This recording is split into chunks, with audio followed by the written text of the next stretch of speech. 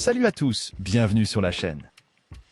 Aujourd'hui, on va parler d'un sujet très chaud qui secoue toute l'Afrique de l'Ouest depuis samedi 25 avril 2026. Le Mali est en train de vivre l'une des crises les plus graves de ces dernières années. Des attaques coordonnées ont frappé en même temps plusieurs villes. Bamako, Kati, Gao, Mopti, Sévaré et surtout Kidal.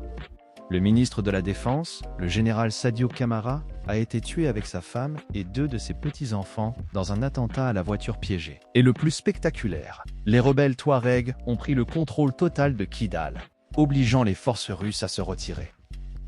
Ce qui se passe au Mali dépasse largement une simple crise interne. C'est un vrai bras de fer géopolitique où plusieurs puissances jouent un rôle dans l'ombre. Et à la fin de cette vidéo, je vais vous expliquer en détail pourquoi, selon moi, l'Algérie est en train de jouer avec le feu juste à côté de sa frontière sud. Avant d'aller plus loin, likez, abonnez-vous, activez la cloche et partagez la vidéo. Commentez votre avis, ça aide énormément. Alors revenons aux faits. Samedi 25 avril, ce n'était pas une attaque isolée. C'était une offensive massive et parfaitement coordonnée. Le JNIM, la branche d'Al-Qaïda au Sahel, et le Fellah, le Front de libération de l'Azawad, ont frappé en même temps dans une dizaine d'endroits différents. À Kati, un kamikaze a foncé avec une voiture piégée sur la résidence du ministre de la Défense. Sadio Kamara, sa deuxième femme et 2 petits-enfants sont morts sur le coup. À Kidal, les rebelles Touaregs ont pris le contrôle complet de la ville. Les hommes de l'Africa Corps russe ont été obligés de se replier. Depuis dimanche et lundi, le gouvernement malien a décrété 2 jours de deuil national. Il y a des couvre-feux partout, mais les combats continuent surtout dans le nord. Kidal reste pour le moment aux mains des Touaregs. Pour bien comprendre, il faut savoir qui joue dans cette histoire. D'abord, la junte militaire, depuis le coup d'État d'août 2020. Puis le deuxième en mai 2021, le Mali est dirigé par des militaires. Le colonel Assimi Goïta est à la tête du pays. Ils ont reporté les élections, viré les Français, viré les casques bleus de l'ONU et se sont tournés vers la Russie pour leur protection. Ensuite, les Touaregs. Ils se sentent marginalisés depuis très longtemps. Après l'échec de l'accord d'Alger de 2015, la junte a officiellement enterré cet accord en janvier 2024. En réaction, plusieurs mouvements Touaregs ont fusionné fin novembre 2024 pour créer le FLA, Front de libération de l'Azawad. Leur objectif est clair. Ils veulent l'indépendance totale du nord du Mali, qu'ils appellent l'Azawad. Leur leader est Al-Gabas Aguintala. Et puis il y a le JNIM, un groupe djihadiste lié à Al-Qaïda. Eux ne veulent pas un État Touareg. Ils veulent un État islamique dans tout le Sahel. Normalement, ces 2 groupes ne devraient pas s'allier.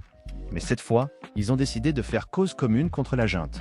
C'est ça qui rend la situation particulièrement dangereuse. L'Algérie est au cœur de ce conflit depuis très longtemps. Pourquoi? Parce qu'elle partage une très longue frontière avec le nord du Mali. Parce qu'elle a toujours été la principale médiatrice dans toutes les rébellions Touareg. Accord de Tamanrasset en 1991, accord d'Alger en 2006 et 2015. Et surtout, parce qu'elle refuse catégoriquement l'indépendance de l'Azawad. Elle a peur que cela donne des idées à sa propre population Touareg dans le sud de l'Algérie. Pendant presque 50 ans, le Mali soutenait l'Algérie et le Polisario contre le Maroc sur la question du Sahara occidental. Mais tout a changé le 10 avril 2026. Il y a à peine 2 semaines et demie, le Mali a retiré sa reconnaissance du Polisario et a reconnu officiellement la marocanité du Sahara. Pour Alger, c'était une vraie trahison et une gifle diplomatique. Et c'est là qu'on arrive au point le plus important de cette vidéo. Beaucoup de voix accusent aujourd'hui l'Algérie de soutenir discrètement le FLA. Même si ce n'est pas prouvé à 100%, le timing est plus que suspect. Moins de 3 semaines après le revirement du Mali vers le Maroc, une offensive massive éclate. Mais attention, si l'Algérie aide ou tolère le FLA, elle est en train de commettre une grave erreur stratégique. Pourquoi? Parce que le FLA ne combat pas seul. Il est allié avec le JNIM, un groupe djihadiste radical. Si cette alliance perdure, si le nord du Mali tombe dans un chaos durable, ce ne sont pas seulement des Touaregs qui contrôleront la zone. Ce sont les djihadistes qui vont en profiter pour s'installer solidement. Une zone de non-droit remplie de groupes liés à Al-Qaïda juste à la frontière sud de l'Algérie. C'est un cauchemar pour Alger. On parle de réfugiés, de trafic d'armes, d'infiltration de combattants et potentiellement d'attaques sur le sol algérien. Tout ce qu'Alger a toujours voulu éviter à tout prix. Elle risque de le créer elle-même. Elle pense affaiblir la junte et marquer des points contre le Maroc. Mais elle joue avec le feu à sa propre frontière.